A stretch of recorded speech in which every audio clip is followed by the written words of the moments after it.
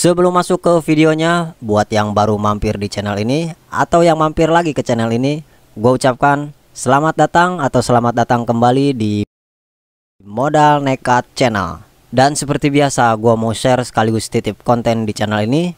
So, ini dia, silahkan disimak videonya.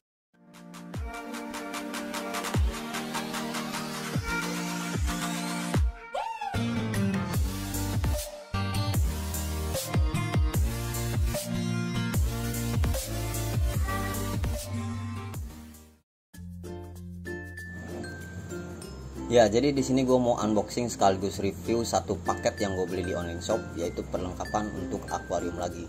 Yang menurut gue ini penting banget ya, apalagi buat yang pelihara ikan mas koki.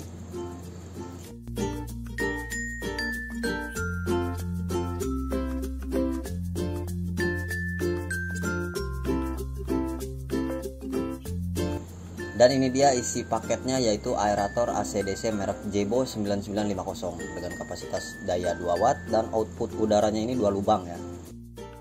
Untuk kelengkapannya yang kita dapat dari paket pembelian aerator ini, yaitu di sini ada kabel port USB untuk connect ke listriknya. Colokan adaptornya juga kita dapat, tapi ini yang model colokannya itu gepeng ya. Jadi kita harus sediain lagi sendiri konektor tambahan untuk bisa disambung ke listriknya nanti. Terus di sini ada bracket untuk biar bisa dicantolin atau digantungin mesin aeratornya di dinding. Dan di bawah dusnya ini ada buku manual, tapi ini bahasa Mandarin, nggak ada bahasa Inggris ataupun Indonesia ya.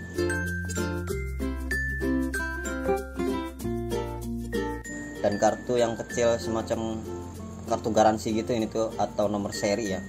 Atau nggak tahu sih ya, ini juga gue nggak paham. Lanjut, untuk fitur-fitur yang ada di tombolnya ini ada 3 macam, on, off, dan subsection. Dan di samping tombol ada lubang untuk masukin kabel port USB-nya.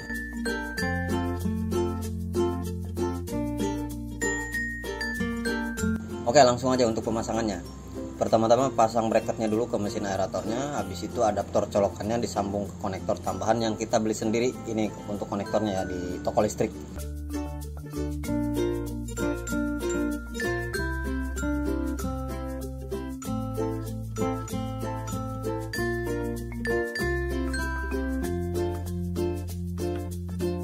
Terus tinggal sangkutin ke paku dinding yang udah disiapin sebelumnya, habis itu tinggal colok ke listriknya.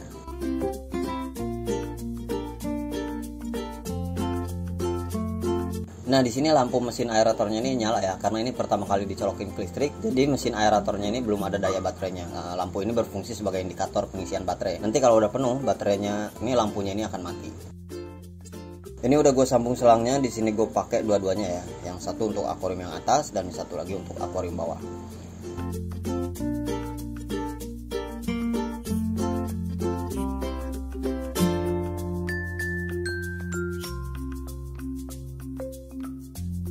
Oke, langsung kita geser tombolnya sekali ke kiri, yaitu ke posisi on. Dan teman-teman bisa lihat di sini semburan gelembungnya ya, cukup lumayan lah ya. Untuk aerator di akuarium dengan daya yang hanya 2 watt, semburannya menurut gue cukup lumayan gede sih.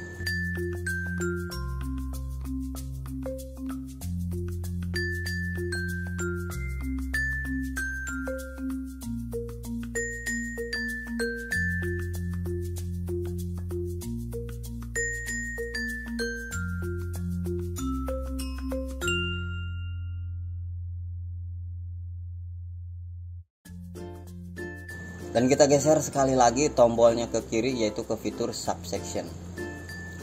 Dengan fitur ini aeratornya bisa nyala mati otomatis selang 1 menit ya. Jadi maksudnya 1 menit nyala, 1 menit mati, begitu seterusnya. Ini kita lihat ya, dan tunggu fitur nyala otomatisnya. Di sini nggak gue skip, tapi dicepetin aja ya supaya nggak kelamaan nunggunya.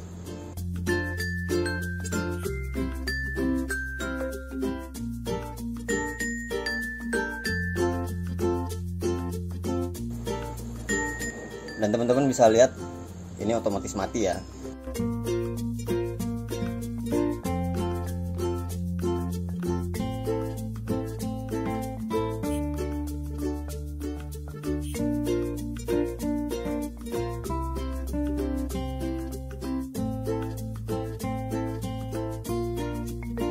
Sekarang kita tunggu lagi nyala otomatisnya.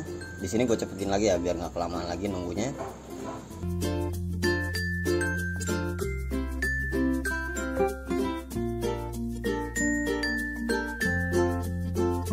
Dan teman-teman lihat itu mesin aeratornya sekarang nyala lagi secara otomatis. Jadi seperti itu ya.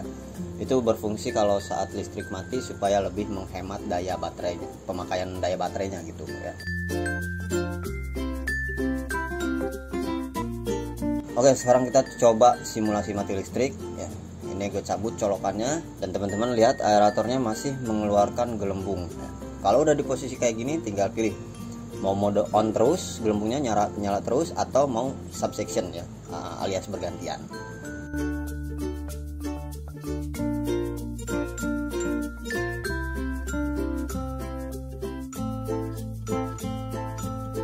Oke, sekarang gua akan kasih ulasan dari aerator ini, kelebihan dan kekurangannya selama gue pakai aerator ini. Karena ini tuh gua light post ya. Gue beli aerator ini sekitar 4-5 bulanan yang lalu lah. Dan alhamdulillah sekarang masih gue pakai dan belum ada kendala apalagi minta ganti ya.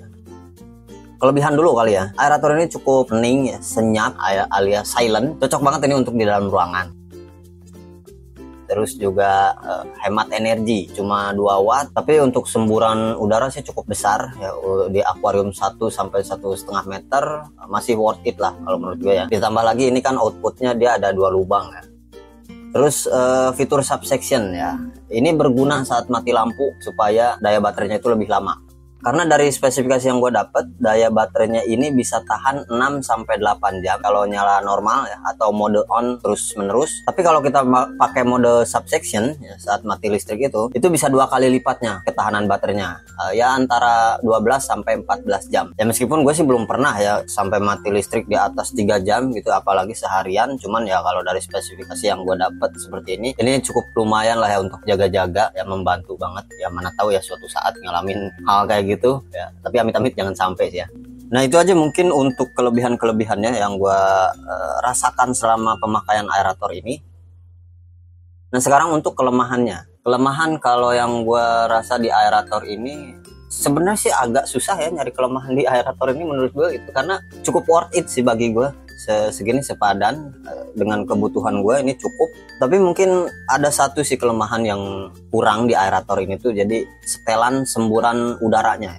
Dia nggak ada setelannya, nggak ada setelan besar kecil. Jadi semburannya emang udah bawaannya segitu, cuman 1 mode. Paling solusinya ya bisa diakalin dengan beli keran ya, keran selang aerator, yaitu di toko akuarium juga kan banyak ya. Ada yang jual 5.000 sampai 10.000 ya, tergantung yang berapa cabang yang mau kita pakai. Paling itu aja sih menurut gue kelemahannya 1. Untuk selebihnya aerator ini worth it banget lah kalau menurut gue. Terus untuk harga di sini menurut gue sih relatif ya. Tapi kalau asumsi pribadi gue mah ini harga sebanding dengan kualitas ya. Nggak terlalu mahal sih menurut gue, karena itu tadi ya, sepadan dengan kualitasnya, dengan fitur-fiturnya. Ini gue dapat di harga 120.000 atau 125 gitu ya. Ya kurang lebih segituan lah, antara 120 ribuan gitu. Oke teman-teman, mungkin itu aja untuk video share gue kali ini. Mudah-mudahan ini bermanfaat dan bisa menjadikan referensi untuk teman-teman. Mohon maaf atas segala kekurangannya. Terima kasih, sampai bertemu kembali di video berikutnya.